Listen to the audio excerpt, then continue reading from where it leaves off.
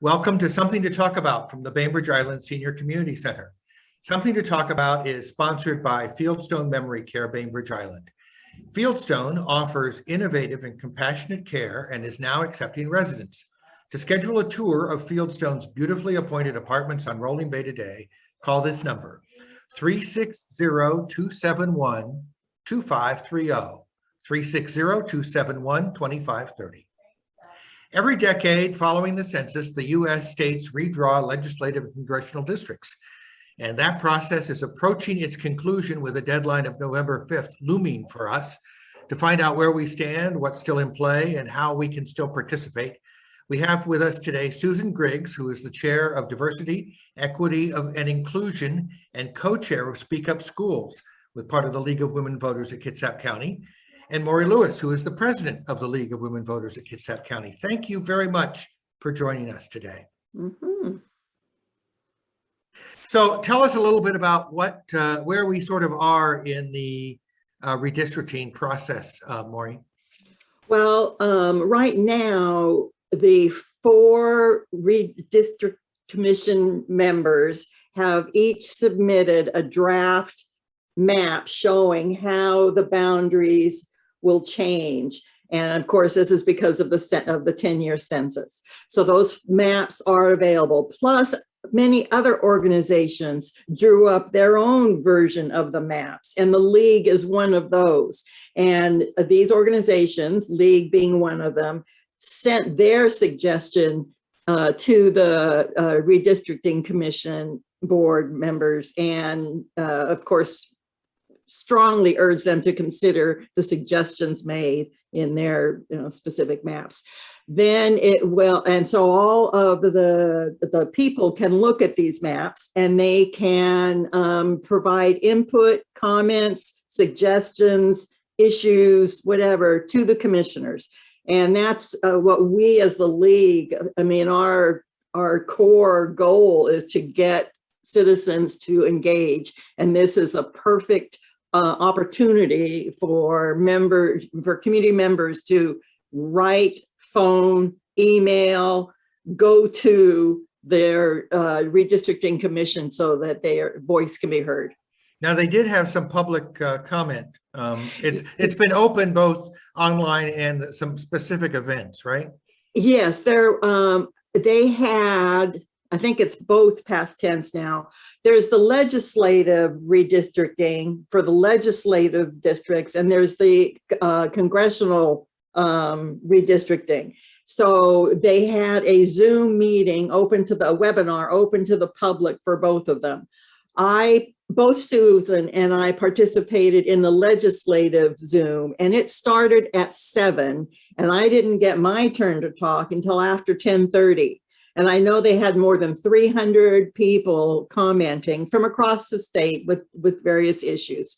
And I believe the congressional outreach has also already occurred. So yes, the Zoom meetings are done, but that means very, very little. Do your emails, your phone calls. So that is still in progress. Then the 4 commissioners negotiate between the 4 of them and, change things around if necessary until one draft is approved by 3 out of the 4 commission members. So I believe they will make that decision, I believe, November 5th. They have to submit it to the legislature by midnight on November 15th. 15th. So right. Okay. it's actually 10 days later. They would like people to comment or send in maps by the 4th because they aren't sure if they could get to them if they have them sent in, but they will take comments up till, I doubt it's the 15th, but they say up until the end. And they also had public outreach meetings in June and July, I believe, those 2 months, where they went to each district and had 2 public outreach meetings so that people give their opinions at that time. But this last phase was 1 meeting for the whole state to look at these maps. But the redistricting The wa.redistricting.gov site has places where you can comment on each of the commissioners' maps. It also has places where you can submit a written testimony. It has places where you can do a video and submit those comments by video. And then they have an email address where you can mail in your comments. So they've got lots of ways of doing it. And they also have public comments that they offer at their redistricting commission regular meetings as well. So they've been taking comments since the day they started in January. But needless to say, at the moment, they really want to have the comments as to which of the maps you like and how you like them and which ones you want changed. So I know, Maury, you had some materials prepared. Maybe you would like to walk through that at this point. Okay, sure. So I'm going to share screen, and I have a PowerPoint, and then we're going to watch a couple of videos. So I'm going to share screen, and I'm going to click that one and this one, and share sound, optimize, and share. Okay. Can you see? Yep, we see two things. Perfect. Okay. This presentation is about the legislative redistricting process. We're not going into the congressional redistricting, just the legislative. And I'm going to talk about what is redistricting, why do we have to do it, how is it done, where are we now in the process. I'm going to show clips or show segments of some of the recommended draft maps, and then review how you can send your messages on to the commissioners. So redistricting, like has been said, there's 49 legislative voting districts in the state of Washington. And all voting districts theoretically are to be equal in size in the population, or as close as we can. And each district votes for one representative to represent them in Olympia. And each district gets one vote in Olympia. So the representative that District 23 elects has one vote in Olympia. Maury, there's Sure. actually two representatives from each district. So we okay. have two from the 23rd district, and we get one senator from each district. Correct. Yeah, I was Thank wondering you. whether Drew or Tara was going to be the one that was left out there. Yeah. For the 23rd. Yes. You don't have to worry yet. Yes. We'll see. So next question is, why do we have to do that? And I just put, can you see this whole thing, or do I need to make it smaller? No, it's good. Okay, so this is just a hypothetical, nothing real about it at all, but just to show why we need to redraw these districts is, let's say at one point, the orange district had 74,000 people and the yellow district had 73. Then 10 years later, wow, the geographic area didn't change, but now there are 90,000 people in this yellow district and still only 74 in this orange district. So that is why the lines need to be redrawn.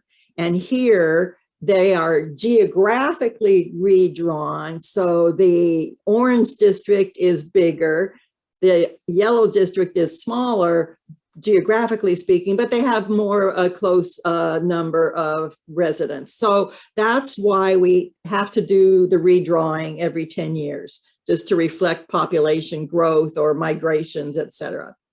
So how is it done? As we mentioned, there's State Redistricting Commission, and then 2 members of the commission are appointed by the Republican caucus, and 2 are appointed by the Democratic caucus. There's also a non-voting chair. And each of these commissioners presents a draft map Other groups, as I said, can also submit the draft maps. And then after public comment and negotiation, one map is selected by at least 3 of the commissioners. And the commissioners are Sims, Graves, Walkinshaw, and Fine. I'm not quite sure how to pronounce that person's name. So redistricting, drawing these boundaries, the word gerrymandering always comes in. So I'm going to show a short video about gerrymandering and then come back to this slide. So if I go here, I think I can do Partisan this. redistricting, or gerrymandering, is about fractions, percentages. These coins represent voters in an evenly divided state, 50 dimes, 50 pennies. They elect 10 representatives. That means each district map must contain 10 coins. Of course, real people don't live in neat rows, so let's mix them up. This is our hypothetical state. Let's see what happens if the dimes draw the maps. 10 coins in each district. So first thing we do is pack the pennies. Give them 2 safe districts, but pack them solid. The remaining 8 districts are won by the dimes, by smaller but still comfortable margins. The dimes win 8 districts and the pennies win 2. The dimes overwhelmingly control the legislature. Of course, if the pennies drew the district lines, the opposite could happen. Let's rig it for the pennies. For the pennies, we pack the dimes into 2 safe districts and crack the remaining 8 districts and win by the same margin, 8-2.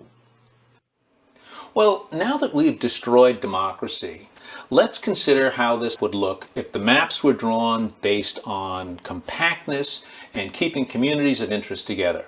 You get evenly divided districts in an evenly divided state. There are some that go heavily dime, there are some that go penny, but that's to be expected. People live where they live, and that's what democracy is about. It's not about party bosses rigging elections for them. Okay, so as the little clip showed, first off, there's the voting blocks. And in this demonstration here, you know, there's a bunch of pennies that live in a certain area generally, and so they generally vote the same. So that's sort of like a pennies voting block.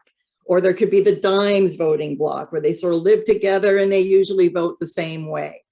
So packing means that the district boundaries are drawn in this, it could be the weirdest way you can imagine, so that there are more penny voting blocks in a district than dime voting blocks. And they would probably elect a penny legislator or 2. And then cracking means breaking up these voting blocks. If there's a voting block in District A and it's broken in half and half goes to District B and half stays in District A, then neither side have enough pennies to elect the legislator. So that voting block, the power has been cut in half. It's a state law, it's in the state law that the districts must be made as equal in population as possible and aren't supposed to be gerrymandered for partisan advantage or discriminate against any group. Now this is, I just put this in here, this is named after Eldridge Gerry, but everybody calls it gerrymandering instead of gerrymandering. And he was vice president back in 1813. So this is nothing new whatsoever. So where are we now? The commissioners' draft maps have been released for public comment. The League of Women Voters submitted one of these drafts. And so I don't know how many draft maps they have. Who knows what the count might be. But we know at least the 4 commissioners have one draft and the League of Women Voters has one. So I just do a little clip, little segments of these maps. And this is the map, or a portion of the map, that the League of Women Voters of Washington State submitted to the commissioners. And what is most relevant for us here in Kitsap County is mainly Bremerton area. The town, Bremerton, on the current map, sits in 3 different districts. So it's like that. In our example, that voting block has been broken up into 3 different pieces. So on this map that the League of Women Voters of Washington State submitted, tried hard to get Bremerton into 1 district, but it just couldn't do it. But at least it's able to get Bremerton in 2 districts instead of 3, as this shows here. So the new one is the colored one. The Yes. lines are the old way that or the current way the map is drawn. Right. The color are the suggested boundaries, and as she said, the lines are what they currently are. And our representatives from Legislative District 23, Tara Simmons and Drew Hansen. Now, here is Sims map. And what's relevant for us on District 23, that's green, is Bainbridge Island is still in District 3 on this draft map. Whereas if we go to Graves map has moved Bainbridge out of District 23 and moved it over into Legislative District 43, which is over West Seattle. West Seattle and Queen Anne. Yeah. Walkinshaw's map, again, leaves Bainbridge in Legislative District 23. But the Fane map, again, moves Bainbridge over into, in this case, in this map, Legislative District 36. But that's also basically the Queen Anne area. So where we are now, like we said, is it's open for public comment, where you can do the writing, the calling, the testifying has already happened, but you can get together with your community and talk about this. I wanted to show another little video about how you can participate. So we'll go back here, this one. Shouldn't you have some say in how they're drawn? You can engage with the Washington State Redistricting Commission and help us draw your WA. The Commission wants your input on what your congressional and state legislative maps should look like, and we have multiple ways for you to do this. You could provide public testimony at a Commission public outreach meeting. All meetings are open to the public, and we encourage you to attend. Check our website for dates, times, and to sign up for a Zoom link, which is your ticket to participating in the meeting. The Commission is currently holding public outreach meetings in each congressional district to hear and consider the community's redistricting hopes. Don't want to talk in front of a crowd? No problem. There are also several ways to participate in the 2021 redistricting process that don't require public speaking. At our website, redistricting.wa.gov, there is a secure web form available which you can use to submit an audio or video file with your comments, or you can use the text box to send your written thoughts. All methods of public comment may be submitted in any language. Additionally, at the contact page on our website, you will find a phone number for a comment phone line where you can leave a voicemail, and you'll also find a P.O. Box address that you can mail your comment to. You can also send an email directly to us at comment@redistricting.wa.gov. We will add an online mapping tool with which you can submit your own actual map for the Commission to consider. We encourage you to organize your family, friends, and neighbors to discuss how best to not only draw your community, but how to best communicate those thoughts to the Commission using one of these many methods we have available. We can't wait to hear from you.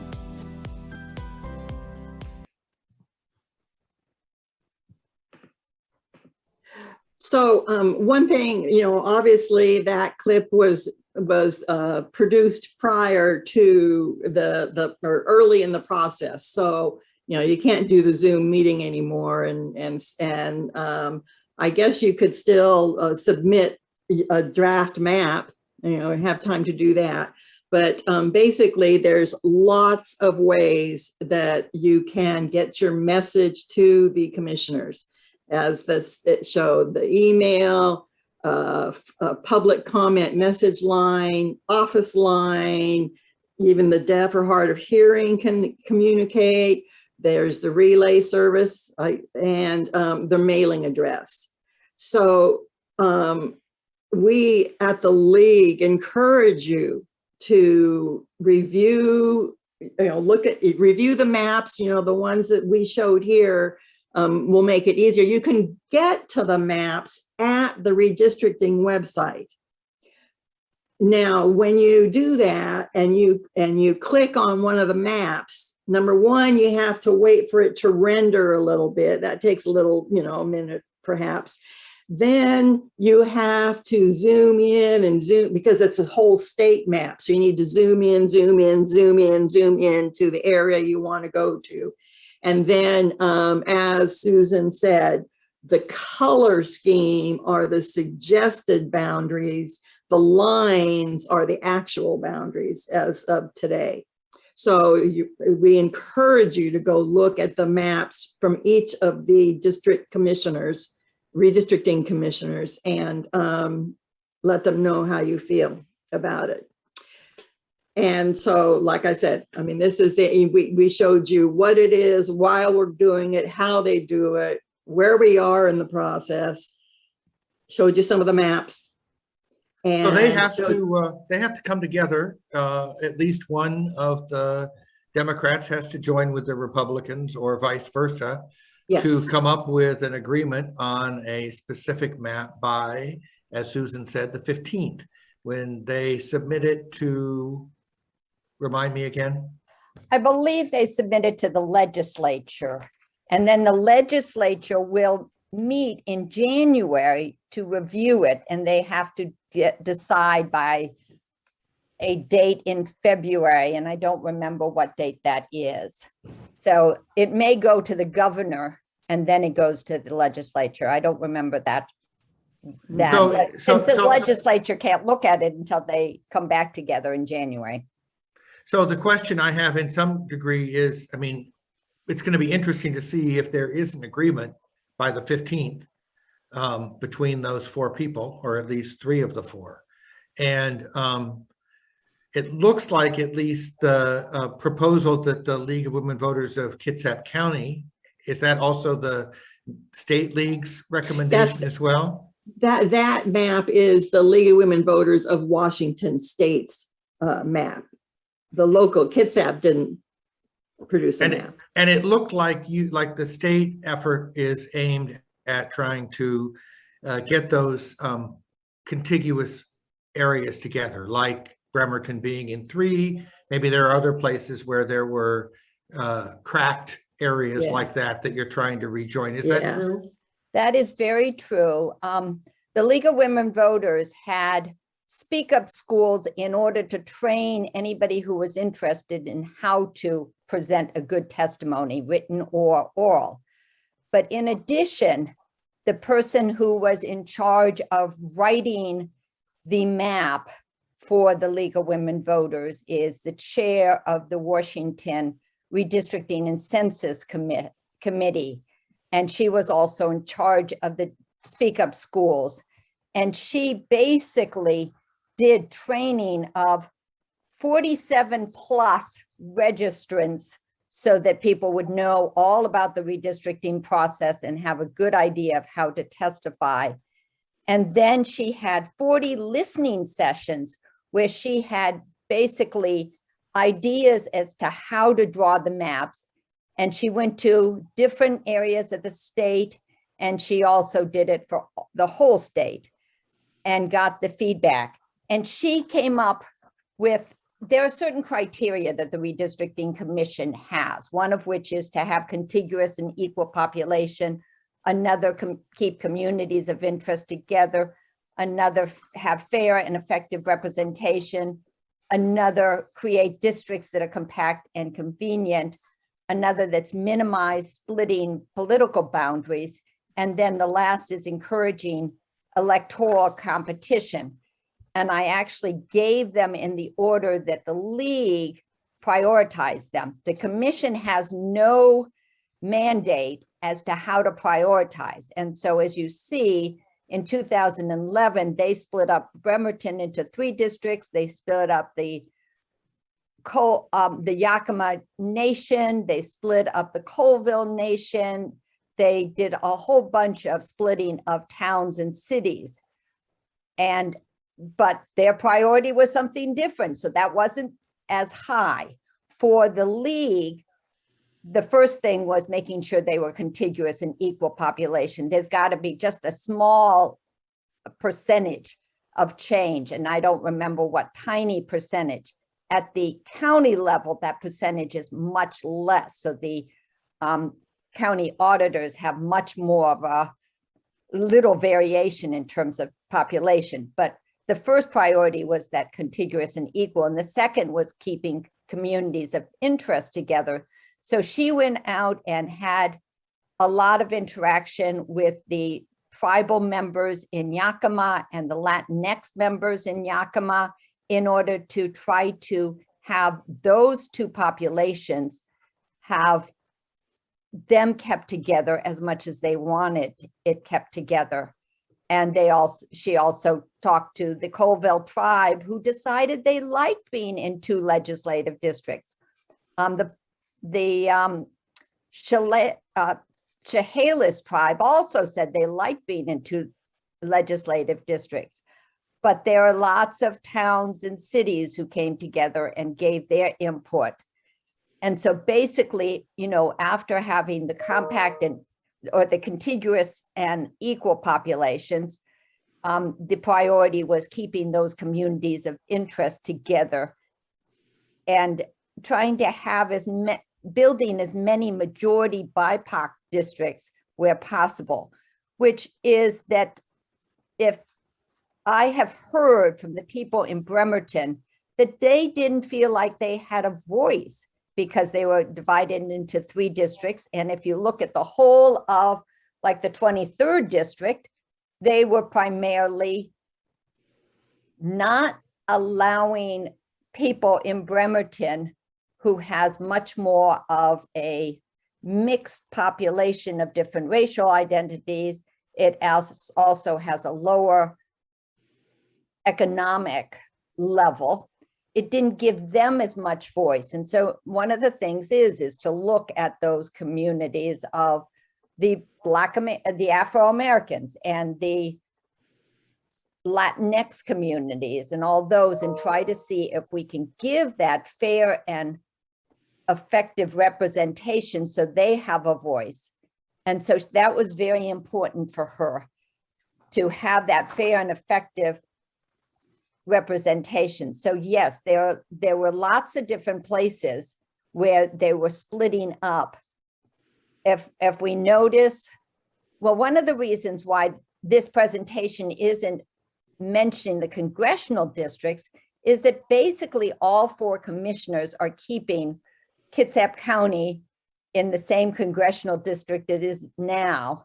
It has to grow a little because the Seattle and the areas east of the Puget Sound have had much more of a population increase than those west of Puget Sound. But they really haven't put those areas on the east together with our 5th congressional district. They've instead gone north and south and to the west so that it doesn't affect us. However, if we look at those 2 maps that 2 of the commissioners drew, they're putting Bainbridge Island in a legislative district that is different and is part of a different congressional district. They still continue to have Bainbridge Island in the 5th congressional district, but then the others in those two legislative districts are in a different congressional district. And so the league wanted to have those counties all in the same congressional district, if at all possible, and also have them in legislative districts that are part of that congressional district. So that's helpful thank you very much for sharing that, Susan. And I know that the other thing that's afoot is the county commissioners. Yes, it's not it's not the state redistricting, our Kitsap County commissioners have 3 districts and there's boundaries to them. There's District 1, District 2, and District 3. And our 3 county commissioners are Robert Gelder of District 1, Charlotte Garrido, District 2, and Ed Wolf, District 3. And just as in the legislative and congressional, they are required by law to revisit these boundaries every 10 years to reflect the census. There will be, for the Kitsap County Commissioner District redrawing, there will be public open house as scheduled for 6 p.m. on November 3rd. And here is where the public can ask questions. A public hearing before the Board of County Commissioners is scheduled for 5:30 on November 22nd. And I went to the web today and it said that the Zoom links will be provided to both of these events closer to the meeting date. So the Zooms aren't available yet. But again, this process is completely independent of the redistricting for the legislative congressional boundaries. And the county auditors are the ones who draw it and then take it to the Board of County Commissioners. And basically it looks like the District 2 is a lot bigger than either District 1 or District 3, which means that the boundary of District 2 has to be put more south. But in order to do that, the boundary of District 3 and between District 3 and 1 will also have to be altered. So I don't know exactly how the auditors are planning to do that, but they have to have a very, very little difference between those numbers of people in each of the district. And I think there's like 2,000 more in District 2 than in either District 1 or District 3. So, and as it shows here, you can send an email to ebaker@co.kitsap.wa.us or give them a call. And I must say, we have the best auditor in the nation, without a doubt.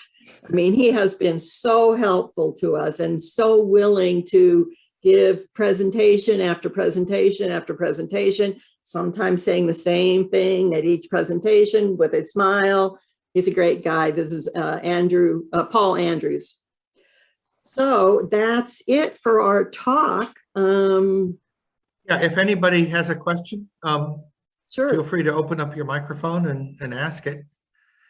To me, I'm wondering, it looks like the reason that somebody might want to write in or post a video would be because they have a concern about that comment that you made about Bainbridge Island moving in the legislative district, even if it doesn't move in the congressional district, and aligning it with more east side populations rather than West Sound groups. Well, that's what I was going to ask about. What do you think is the strongest or are the strongest arguments for not doing that for Bainbridge Island?